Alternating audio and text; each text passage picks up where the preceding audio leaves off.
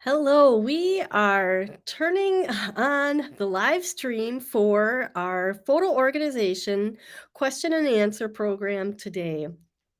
I am Molly and I own Pixologie. And we do this program generally once a week because I know there's a lot of questions out there about organizing both print and digital pictures. So while I just give a few seconds for anyone else who might be joining us live, if you have a question that you'd like me to answer today, just leave it in the chat section. And while you are waiting, if you want to just drop in a hi and let me know where you're from, it'd be great to know who's here. We are in Milwaukee, Wisconsin, and today there is a winter storm warning. So I'm here at the office by myself, and it'll be interesting to see how much snow we actually get. So that's what I wanted to tell you about where I am today. I want to say hello to Karen from Ohio. Hopefully, the weather is nicer for you. And definitely anyone else, if you want to say hi and where you're from, where you're tuning in, that would be great. And we'll get started in a second. I have an agenda today that kind of is related to the Super Bowl. We just had the Super Bowl happen Sunday, which was an exciting game. And uh, I see Carol is with us from cold Arizona. Well, I wonder what cold means for you. For us, I think today when I looked, it was around 32 degrees. So our rain is a little bit messy, or our snow is a little messy, sloppy. 32 isn't too bad for us, I don't think. And Tracy is tuning in from Chicago. Hello, my fellow Midwestern friend there. And let's see what Carol says. It's 30 degrees. So I guess for Arizona, that is probably pretty chilly for you. You might even be hauling out your winter coats. For me, sometimes I don't worry about that. Hey, and Amruth is here. Amruth's from India, so we have an international audience here today. Good to see you. All right. Well, if you are joining in later after this live recording is over, if you have questions, you can drop it in the comments and we'll try to answer the question in next week's program. I have a funny screenshot to show you, but I will say hello to JD from Indiana, another Midwestern pal. That's awesome. All right, here is my screenshot for you. I just found this in one of my social media feeds, and it is a screenshot from Windows 98. So 1998. Now, when I look at this, it just doesn't feel like it was that long ago, but it's like 20 years, 22 years. So the joke is if you remember what Windows 98 looks like, don't forget to take an ibuprofen for your back. I might have to do that. Anyway, what I wanted to point out is that Windows, the fundamental structure of folders hasn't really changed a lot. You can see there's folders right on the desktop there, and folders are key to how I teach people to save their pictures. And for 20 years and more, we've had folders on our PC computers, and I think for Mac as well. Anyway, that's just a little blast from the past for you. I'm going to shut that off and put on our agenda. So, I mentioned the Super Bowl happened on Sunday, and I'm going to talk about how Super Bowl relates to photo organization. And in that process, I'm going to just share a client case study. It's not a case study that's completed yet, but I thought it'd be really helpful to talk about it in context of the Super Bowl and playing the long game. And then we also had a question from Lori regarding should photos being used for a project be copied into a new folder? And certainly, if I can answer any other questions today, I will do that if you drop them in the comments section. All right. So, what is the Super Bowl of photo organization? Well, when you think about all your printed and digital pictures, it's really getting caught up to like last month. All right. And that might seem overwhelming. There is a lot, especially when you think that we have 20 years of folders potentially on our computers.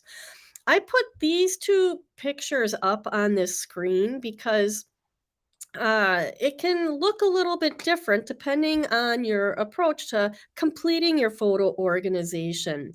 On the left hand side, I have 6 archival boxes and some archival envelopes, and that's a completed printed organization project. Each of those boxes holds up to 2,400 photos. So we're looking at a lot of pictures there, but it's organized and it doesn't look overwhelming. So getting the print pictures organized to look like that's pretty phenomenal. You could probably feel like you've won the game when you get that far. And then on the right-hand side, we have a digital collection, and it happens to just be mine for the example today, but when you get all of your photos organized, printed, and then scanned, and then preserved in a master family photos folder on your computer and uploaded to forever permanent storage, you've completed, a major project. But it does not happen overnight. All right. And so when you think about football and preparing yourself for a photo organization project, you need to think about the long game. And you want to be on the offense, not the defense. So I made a list of a couple things that happens when we are on the defense with organizing our pictures, both print and digital. When we're on the defense, we're usually just solving immediate problems. And these problems, maybe you need pictures for a special event or a graduation that's coming up. You're solving something for the immediate without necessarily planning for how you will ever get back to those photos 5 years from now. So we're solving immediate problems and not thinking about the long term. And when we don't have a routine and a system, it takes longer to do photo tasks, all right? And and especially if you let 6 months or a year or 3 years go by, remembering, where you were and starting over again is just really it just adds so much time, and you find yourself repeating actions, wasting time, like, sometimes starting over. I often think about, when we have, our phones, and quite often I'll be with someone who is, scrolling to find a picture, and I wonder how many times have they scrolled through their tens of thousands of pictures on their phone? It happens to me sometimes too. But when we have to repeat our actions, it's kind of counterproductive to the longer project. So that happens, and then, when you're on defense and you're trying to figure out what you were doing with organizing your pictures, sometimes you start second guessing your work, and it's stressful. Some people lose confidence, some people gain frustration, and some people end up quitting their photo organization projects. Maybe temporarily, they'll come back in a year or two, or sometimes I think people just let it go once and for all. So I put in this picture of my son quitting soccer. I know it's not football, but this is not what we want. We want your photo organization projects. We want you to be on the offense. All right. When you are on the offense, you are following a game plan, and you're going to have a system to work with so that you can mark your progress and see where you've been, where you are, and where you're going. You're going to want to take notes during your work, all right? And you have to plan on putting the time in to the photo organization. Okay. And that is more than a weekend or 2 weekends. If you've ever started thinking you're gonna work on both, either printed or digital, usually you can get a few hours in. Maybe you have a weekend retreat where you're working on something, but you never finish as much as you think you're going to. So putting the time in is really important. And I wanted to tell you, for the last 20 months, I've been working with clients who are organizing their print and digital pictures. In my first pilot group, I had an 8-week class, and I optimistically told everybody, "You are gonna finish both your print and your digital pictures." Well, that was not the case, and, we're finding that people usually need 6 months to organize digital pictures and maybe print pictures, and sometimes up to a year. So it's a process, and we're playing the game for the long run, okay? So plan on it being an investment of time, and it's a good investment of your time, especially if you have a system and you're not repeating and second guessing yourself. Okay? It's worth it because your stories and your photos and your memories are meant to be saved to delight you and to help you delight others when you share your memories with them.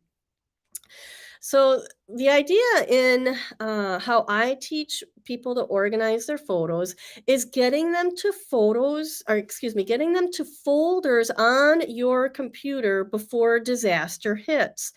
So if you have digital pictures, that means getting them from your phone to your computer.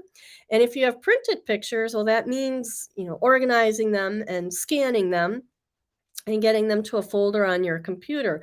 That way you can back them up in 3 places. This is proactive and preemptive, all right? Think about the kinds of disasters that you can have. In terms of printed pictures, there can be water damage, there can be fires, there can be accidental throwing of boxes away, sometimes purposeful by another family member. There's so many things that can go wrong. With your digital pictures, you can lose a phone if it's not backed up properly. Not good.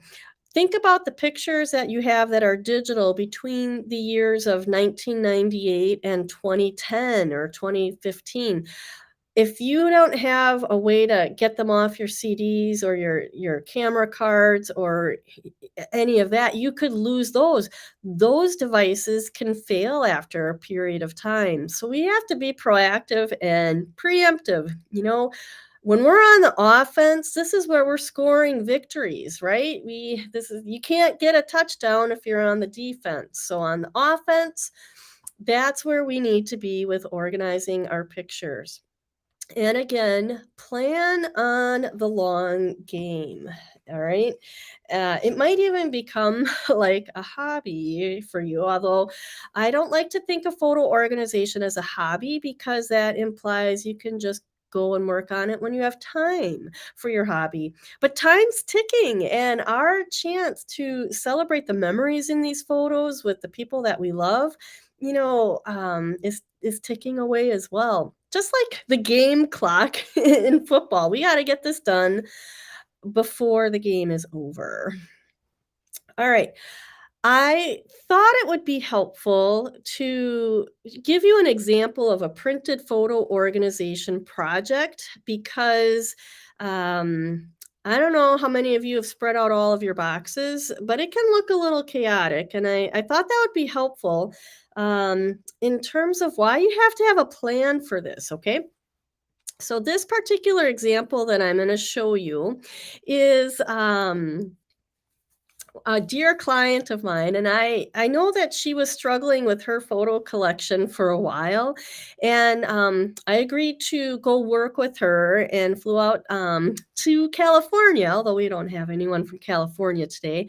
And I thought, oh, we're going to get her project done in 4 days. We can do it, if we have two of us really double teaming it. So this is where the project started off with, all right? In the system that I teach, and I will be sharing a link with that if you haven't seen it, we find everything first, all right? So that's the first step, is find it all and gather it together in a room. And so here we have all of these boxes and bins gathered together, all right? That's the find it all phase. You do that, and that's a very big accomplishment. You've, like, gotten first down, and maybe you're close to scoring something on the football field. Anyway, find it all, get it to one place. When you find everything, it just makes the process easier because, like in my client's case here, we went through organizing. We put about 60 hours into this project, and as we were packing up, she found 3 more bins in her attic, and that will feel demoralizing. That's like a penalty, you lose time on the clock, whatever. You wanna gather it all together and find it all. Then we split everything up in the first sort and inventory phase. So now what you are looking at is all of those boxes and bins we've split up into categories. The first section on the left happens to be her mom's photo collection. The sections in the middle of the tables with the orange signs are her decades. So we've divided her materials up into decades. All right. And then, towards the end of the table in the top right, we have memorabilia, and then there's a green sign for mixed. All right, so anything that isn't clearly going to go in one of your categories and is mixed, you just set that aside. This first sort and inventory phase, you don't want to spend time going through things individually. Our job is to get through everything and divide it up into major categories. So mixed gets set aside. Unknown will get set aside. On the bottom here, we have portraits, a big box of portraits. They all go together. And then we have her husband's collection under the table with the purple label. And then we have a few other things at the end. So that was the first sort and inventory.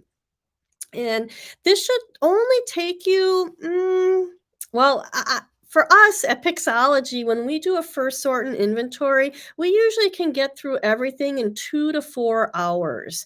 For my client's situation here, it took us about 6 hours to get that first scene you saw divided up into this. Now, when you divide things up by categories, if you have a bin to place each decade into, that will be really helpful because then you can stack those bins away and work on one section at a time. For my client's case here, we actually just kept it all out because I thought we were going to be able to organize it all before I got there. When I saw how much she had, I thought 60 hours is probably not going to be enough. So, all right, we get through this. Things are divided up by decade. Then our next step is to break each category down, break the decades down by years and so on. So to get there, it is going to look a little messy. So she had a bed and we worked, spread out on her bed, and it's in the second sort where you actually start removing pictures from albums, so that you can kind of consolidate things down. And the masterclass that I have the link for, you can learn more about the process. But that second stage takes a lot longer. So we worked at it and we spread things out. So here you can see it's all in process. And it went on. But towards the end of my time with her, we had taken those full tables and we had her mother's collection broken down a little bit better. We were able to consolidate boxes because often when you have big boxes of pictures, there's just garbage, things that you don't need to save, and you can consolidate. And then her decades, like her 70s and 80s, that used to be big boxes of albums. Now it was down to just this bin of photos with some dividers in there and some oversized pictures. We did not get to the 90s or the 2000s too much, but we did get through some of the other things, the memorabilia. And underneath, we were really able to consolidate the portraits and a few other things. To get to this stage, Took us 50 hours. 2 of us, 25 hours working together. So, when you have a whole weekend with one person, you you could see how you will not get done what you think you are gonna get done if you have, any more than 4 bins of pictures. It's just a lot, alright? So we have to have the kind of the long game vision. Now, I'm going to just stop here with this client. I'll have one more slide to show you in a bit, but that's why you need a game plan because what are you going to do when the end of the weekend comes or you need that room or space back? You're going to end up having to pack it all up and then that's kind of going to set you back if you let a few months go by, or even a year or two to figure out where you were. We often see clients who just give us their bins. We can tell how many times they've tried to organize their pictures because we'll see sections are organized. So you need a game plan, and I have shared this link before, the Pix Plan roadmap, and I am going to just put in the comments the link to this video. I know it's over an hour, but I feel like there's a lot in there. And I know I had someone who asked me a question, and I said, maybe you should go watch this video. And he said, I did watch it. And he's like, then I watched it again, like you told me, and I realized I missed things. There are so many moving parts with organizing photos. It's worth a relook, if you need help, if you're feeling overwhelmed, all right? And we just talked about the printed pictures now. So I wanted to just show you quickly our roadmap here, and I guess I'm gonna have to turn my video off so that you can see the, full plan here. Oh, it's not it's gonna be a black area there. Alright. Well, anyway, this is the roadmap that I go into detail in that master class, all right? There are a lot of stops on the roadmap, okay? And, the end goal is to get it to where this icon is here with the family tree, and that's saving your photos for future generations. And I just want to let you know if you need help, I'm happy to chat with you and tell you about our Pix Plan course and community. And you can see there is a link if you want to chat with me about that. So that that is sometimes we just need a little help. And in my client's case, we ended up packing up her project and shipping it to our office, and we're going to finish it here for her. There just comes a point, and we're all are individual with what we can get done, but that's why I want people to, think about this as being a long plan. I actually thought we were gonna finish her organization. I even brought my scanner along to my hotel room because I thought I'd spend a day scanning her pictures. There's always gonna be more photos than you think, and it's gonna take you longer than you expect.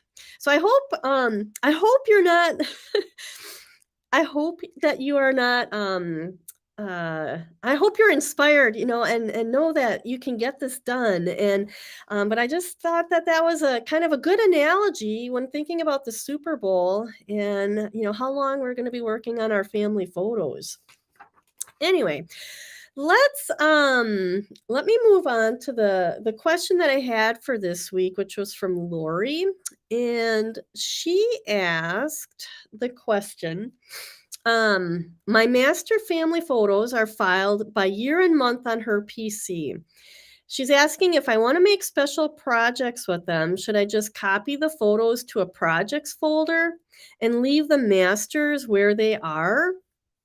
And I think that's a good question. In fact, when people are working on digital photo organization, often you'll see like folders, in your documents or in your pictures that are like for calendar or for the photo book or for a trip photo book. So, this is a really good question because we all, we want to do things with our pictures. And so I believe that you should have a separate projects folder, all right? And when you're creating a project, you're going to copy the photos you want from your master family photos folder to the projects folder. So, for those of you who may not have heard this, the master family photos folder is the repository of all your organized digital pictures. All right.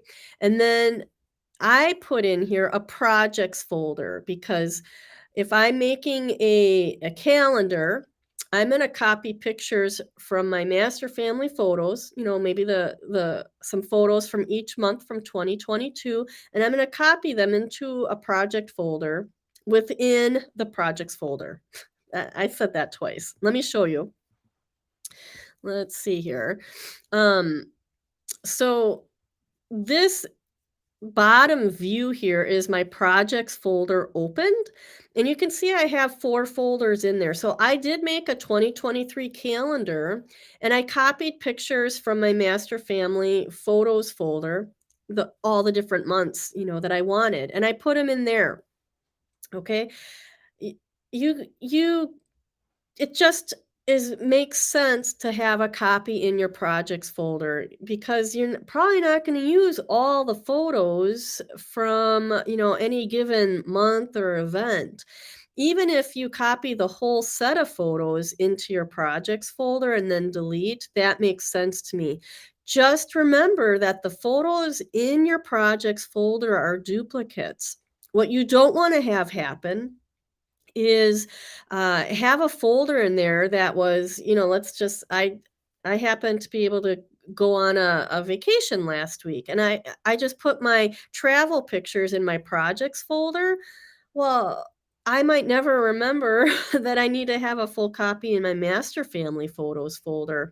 So your picture should end up in your master family photos folder, and then you have a copy in your projects folder. I hope that makes sense, and that would help you as you think about, the things that you want to do with your pictures. Sometimes people want to have a slideshow, so you could have a project for a slideshow, or we have the photo book and calendar, but a poster board comes up. So those are some of the different types of projects that we've seen people work on, and I think they should be in a projects folder as a copy. When you're done with the project, should you delete the folder? Uh, I guess that depends. My feeling is if it's my feeling is I might want to redo that project someday again later. Maybe not the calendar, but like the Cordis family history book. Let's say actually finished that book, which would be a great job for me personally to do. Let's say I finished that, next year, and then 3 years from now, I find more pictures and more history that I wanna add to it. Well, I'll wanna be able to edit the project and have it together. So you're gonna have to make a call, but just know that those folders and the projects will be duplicates and, potentially taking up some space on your computer. All right. That it was what I wanted to go over today. So we're close to a half an hour, which I think is a nice amount of time, but I can answer any questions that anyone might have out there. And if not, that's okay too. I get emails occasionally from people who have something unusual. In fact, one question I'll be working on next week is how to use tags when you have family members who've been married multiple times. So what are you going to call that person when they've been married a few times? I got to think about that one a little bit yet. So, all right, I don't see any other questions, and I'm sorry if I end the program and you post one. I should be able to catch it later.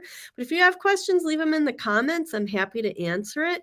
And if you're in the Midwest today, um, be safe driving. There's good snow out there. And if you're elsewhere, I hope the weather is good and you're safe. And I'll just throw this up there from Karen. Thank you so much. I'm glad that the perspective is helpful for you. And whoopsie. I always go crazy with the comments. Anyway, Karen, thank you so much for the feedback. It's always nice to know if it's helpful. So I really appreciate that. So I do see a question from Carol here. Her biggest problem is getting her pics from her iPad to her PC. So, I'm not sure how you're doing this, but you should be able to connect your USB cable directly to your computer and copy the pictures over. So, I'm not sure if that's what you've been doing um, or trying to do, but I'll try to answer that question with some screenshots next week with an iPad. iPads work just the same as iPhones to connect to your computer and copy the pictures over. If you have any other thoughts about, what's the challenge with it, I definitely would take a listen. People who have iPads can also make sure their pictures are uploading to iCloud, and then you can download them. Oh, so it it always seems to not copy them all. All right. Carol, part of the reason why this might be happening is because it could be. I mean, there's always different factors. Um, but if your iPad is optimized, meaning it's working on saving you storage on your iPad directly, not all of your pictures are actually on your iPad. They might be up in iCloud. And that is a little bit more complicated than I can describe here. So I'll try to put some screenshots together for next week's program and address it. Okay. Um, it is frustrating when you can't get all of your pictures. I do see, JD, do iPhone pictures come over in folders if you make them on the phone? Your iPhone and your iPad do have folders of pictures. At least when you connect them to a PC, you can see the folders. All right. And you can copy the full folder over from your phone to your PC. You have to have two windows open and you can copy them over. I have noticed, like, Carol's problem before, if they don't all come over, if you don't see the number of pictures that you expect, sometimes the phone's been optimized, and that is a setting that you would need to check. All right. Okay. Oh, Carol's thinking that sounds like the problem. Well, just a quick couple of thoughts. If you go to the settings and go to your photos settings and then look at optimized, you'll see if it's on or off. So I'll put some screenshots together for next week's program and uh, show you how that works. Hopefully that's the problem. That's kind of easy to solve. If it's something else, well, then that's just one of those like sacks or blitzes in a football game that technology is preventing you from winning the game of getting your pictures to your computer. All right. Thank you, Carol, for that. And with that, I will close the program today. Let me know if you have other questions. Otherwise, we will see you next week. Take care.